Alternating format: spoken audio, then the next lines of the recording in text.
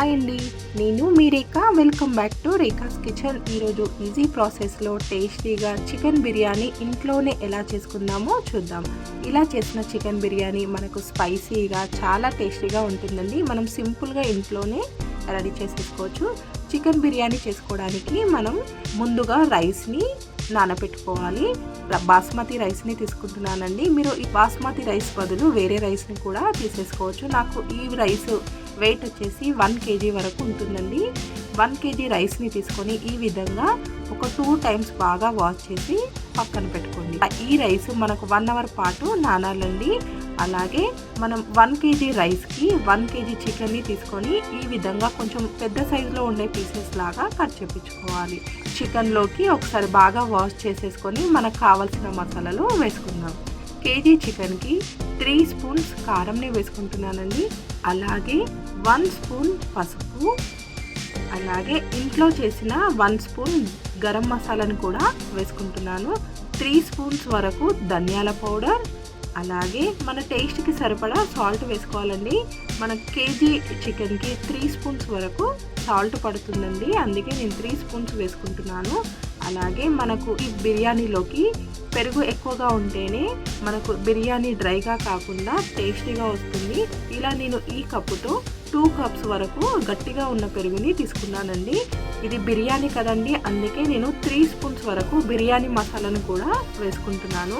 మనకు బిర్యానీ మసాలా వేయడం వలన టేస్ట్ చాలా బాగుంటుంది. ఒక సగం బౌల్ వరకు కొత్తిమీరని, కొంచెం పుదీనాని కూడా వేసేసుకొని ఇప్పుడు ఈ మసాలాలు మొత్తం చికెన్కి పట్టేలాగా బాగా కలుపుకోవాలి. మనకు ఈ చికెన్ని ఇలా మసాలాలు పట్టేసి 1 గంట పాటు నానబెట్టుకోవాలండి. మనకు చికెన్ ఎంత నానితే మనకు టేస్ట్ అంత బాగుంటుంది. మీకు టైం ఉంది అనుకుంటే మీరు 2 hours అయినా నానబెట్టుకోవచ్చు, లేదా మనం 1 hourలో కూడా చేసేసుకోవచ్చు. ఇలా బాగా కలిపేసుకొని పక్కన మనం గట్టి పెరుగు వేసుకున్నాం కదండి, పెరుగు మొత్తం బాగా కలిసేలాగా చికెన్కి బాగా పట్టేలాగా కలిపేసుకోవాలి. మనకి ఈ పెరుగుతోనే బిర్యానీ మంచి టేస్టీగా మంచి గ్రేవీతో చాలా బాగుంటుందండి. అలాగే 3 spoons వరకు అల్లం వెల్లుల్లి పేస్ట్ని వేసుకోవాలి. మనకి ఈ అల్లం వెల్లుల్లి పేస్ట్ ఫ్రెష్గా ఉన్న అల్లం వెల్లుల్లి పేస్ట్ వాడితేనే చాలా బాగుంటుందండి. అందుకే మనం బిర్యానీ చేసేటప్పుడు ఫ్రెష్ అల్లం వెల్లుల్లి పేస్ట్ని అలాగే ఫ్రెష్ పెరుగుని వాడామంటే మనకు టేస్ట్ చాలా బాగుంటుంది. ఇలా మసాలాలు కలిపేసి 1 hour పాటు పక్కన పెట్టుకున్నామంటే ఈజీగా నానిపోతుంది, అలాగే ఈజీగా కుక్ అవుతుంది కూడా అండి. ఇలా ఒకసారి బాగా కలిపేసి మూత పెట్టేసి ఒక 1 hour పాటు పక్కన పెట్టుకోండి. ఆ లోపు మనము మిగతా ప్రాసెస్ని చేసుకుందాం. ఇలా స్టవ్ పైన ప్యాన్ పెట్టేసుకొని ఎన్ని వాటర్నైనా తీసుకోవచ్చండి, ఎందుకంటే మనం కొంచెం రైస్ కుక్ అయిన తర్వాత ఈ వాటర్ని తీసేస్తాం కదా. అలాగే ఈ వాటర్లోకి 1/2 tablespoon సాజీరా, 1/2 tablespoon సాల్ట్ వేసేసుకొని మరిగించుకోవాలి. ఇలా వాటర్ మరిగిన తర్వాత మనం ఇంతకుముందు నానబెట్టుకున్నాం కదా బాస్మతి రైస్ని, ఆ రైస్ని వేసేసుకొని మనం రైస్ని ఉడికించుకోవాలి. మనకి ఈ రైస్ 50 to 60% ఉడికేలాగా ఉడికించుకోవాలండి. మరి మొత్తం ఉడికించేయొద్దు, మనం మళ్ళీ బిర్యానీ చేసేటప్పుడు ఈజీగా ఉడికిపోతుంది. మనకు ఒక 50 to 60% ఉడికితే సరిపోతుంది. మనకు ఈ విధంగా రైస్ని ఉడికించుకుంటూ మధ్య మధ్యలో కలుపుతూ కుక్ చేసుకోవాలి. మనకు రైస్ ఎలా ఉండాలి అంటే ఇలా మనం రైస్ని తీసుకొని ప్రెస్ చేసి చూస్తే మనకు కొంచెం పలుకులాగా ఉండాలి. చూసారు కదా, నేను ఇలా గట్టిగా ప్రెస్ చేస్తే మనకు మొత్తం చితికిపోకుండా ఇలా కొంచెం పలుకులాగా ఉన్నప్పుడు మనం వీటిలో నుండి వాటర్ని తీసేసి వేరే బౌల్లోకి తీసుకోవాలి. మధ్య మధ్యలో రైస్ని కలుపుతూ పెట్టుకోవాలండి, ఎందుకంటే మనకు రైస్ ముద్దలాగా అవ్వకుండా ఇలా విడివిడిగా ఉండడం కోసం మధ్య మధ్యలో కలుపుతూ ఉండాలి. ఇలా కుక్ చేసిన రైస్ని పక్కన పెట్టేసుకొని ఇప్పుడు మనము చికెన్ బిర్యానీలోకి కావాల్సిన ఆనియన్ని ఫ్రై చేసుకుందాం. మనకు చికెన్ బిర్యానీలో ఫ్రైడ్ ఆనియన్స్ ఉంటేనే టేస్ట్ చాలా బాగుంటుందండి.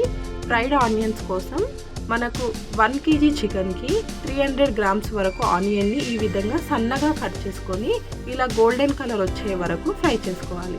మనకు ఆనియన్ గోల్డెన్ కలర్ వస్తేనే టేస్ట్ చాలా బాగుంటుందండి. ఇలా డీప్ ఫ్రైకి సరిపడా ఆయిల్ని వేసేసుకొని ఆనియన్ని సన్నగా కట్ చేసుకొని ఈ విధంగా డీప్ ఫ్రై చేసుకొని రెడీగా పెట్టుకోవాలి. మనం బిర్యానీ చేసేటప్పుడు మిగతావన్నీ రెడీగా పెట్టుకుంటే మనకు చేసేటప్పుడు ఈజీ అవుతుందండి. చూసారు కదా, ఈ విధంగా గోల్డెన్ కలర్ వచ్చే వరకు ఫ్రై చేసి పక్కన పెట్టుకోండి. ఇప్పుడు మనం బిర్యానీ ఎలా చేసుకుందామో చూద్దాం. స్టవ్ పైన ప్యాన్ పెట్టేసుకొని నేను కుక్కర్లో చేస్తున్నానండి. మనం కుక్కర్లో చేస్తే ఈజీగా కుక్ అవుతుంది.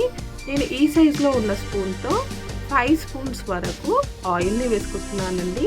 మనం ఇంతకుముందు ఆనియన్ని ఫ్రై చేసుకున్నాం కదా, అదే ఆయిల్ని వేసుకొని మనం బిర్యానీ చేసుకుంటే మనకు ఆనియన్ ఫ్లేవర్తో చాలా బాగుంటుంది. 5 స్పూన్స్ వరకు ఆయిల్ని వేసుకోవాలి. అలాగే 1 స్పూన్ నెయ్యిని కూడా వేసుకుంటే చాలా బాగుంటుంది. ఇలా ఆయిల్ వేడెక్కిన తర్వాత 1 స్పూన్ వరకు సాజీరా, అలాగే 1 స్పూన్ లవంగాలు, అలాగే 2 ఇంచెస్ చెక్క, ఒక 3 వరకు స్టార్ ఫ్లవర్స్ని కూడా వేసుకుంటే మనకు బిర్యానీ టేస్ట్ చాలా బాగుంటుందండి. మనకు ఈ స్టార్ ఫ్లవర్తో మనకు మంచి ఫ్లేవర్ వస్తుంది. అలాగే ఒక 5 వరకు ఇలాచీని కూడా వేసుకొని ఫ్రై చేసుకోవాలి.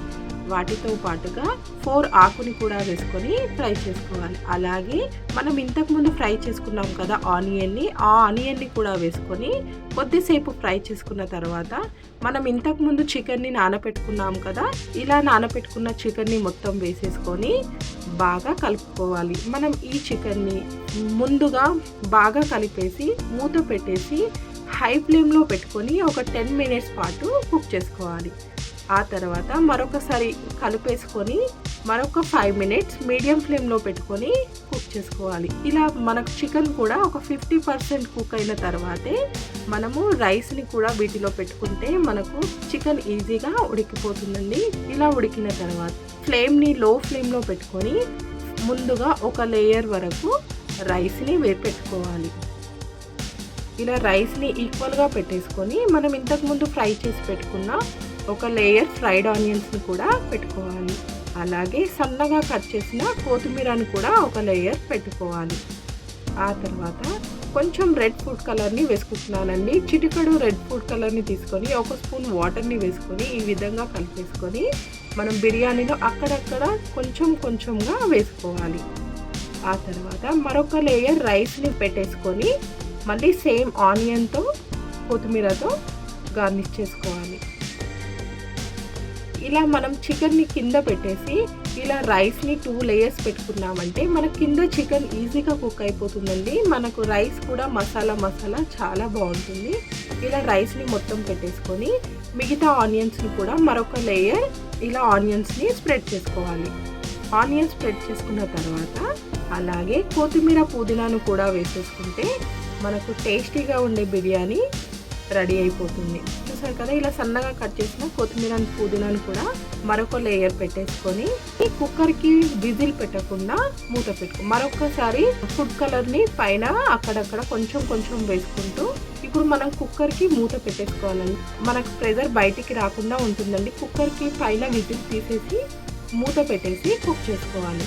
మనం ఇలా కుక్కర్కి మూత పెట్టేసి ఒక 10 మినిట్స్ పాటు మీడియం ఫ్లేమ్లో పెట్టుకొని కుక్ చేసుకోవాలి. ఆ తర్వాత ఈ కుక్కర్ కింద చపాతీ పెనంని పెట్టేసుకొని మనం ఒక 40 మినిట్స్ పాటు కుక్ చేసుకోవాలి. 40 మినిట్స్ తర్వాత వేడిగా ఉన్నప్పుడే తీయకుండా ఒక 5 మినిట్స్ తర్వాత ఇలా తీసామంటే మనకు చికెన్ బిర్యానీ రెడీ అయిపోతుందండి. చూసారు కదా, మనకు టేస్టీగా ఉండే చికెన్ బిర్యానీ రెడీ అయిపోయింది. కుక్కర్ మూతలో ఉన్న ఆవిరితో ఈజీగా కుక్ అవుతుందండి.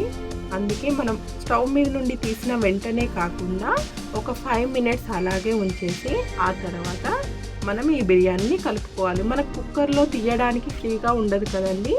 అందుకే మనం ఇలా పెద్దగా ఉన్న బౌల్ని తీసుకొని ఆ బౌల్లోకి ఈ రైస్ను మొత్తం మెల్లగా వేసుకోవాలి. మనకు బౌల్ పెద్దగా ఉన్న బౌల్లో ఇలా రైస్ని వేసేసుకుంటే బిర్యానీ మిక్సీ చేయడం ఈజీ అవుతుందండి. ఇలా బిర్యానీ మొత్తం ఆ బౌల్లో వేసేసుకొని మెల్లగా కలుపుకోవాలండి. మనం ఫాస్ట్గా తిప్పామంటే పీసెస్ మొత్తం విరిగిపోతాయి. మసాలా మొత్తం అడుగునే ఉండిపోతుంది కదా, అలా ఉండకుండా ఈ విధంగా బాగా కలుపుకోవాలి. ఇలా మనము రైస్ మొత్తం కలిసేలాగా కలిపామంటే మనకు మసాలా మొత్తం బాగా పట్టేసి టేస్ట్ చాలా బాగుంటుంది. చూసారు కదా, ఇలా రెడీ అయిన బిర్యానీని ప్లేట్లోకి తీసుకొని కొంచెం కొత్తిమీరని వేసేసుకొని ఆనియన్స్ని పెట్టుకుంటే మనకు టేస్టీగా ఉండే బిర్యానీ రెడీ అయిపోతుంది. చూసారు కదండి, టేస్టీగా ఈజీగా ఉండే బిర్యానీని మనం ఇంట్లోనే స్పైసీగా చేసేసుకోవచ్చు. చాలా బాగుంటుంది. సింపుల్ అండ్ టేస్టీ బిర్యానీ అని మీరు ట్రై చేయండి. ఈ వీడియో కనుక మీకు నచ్చితే లైక్ చేయండి, అలాగే షేర్ చేయండి. మరికొన్ని కొత్త రెసిపీస్ కోసం రేఖాస్ కిచెన్ని సబ్స్క్రైబ్ చేయండి. Thank you for watching.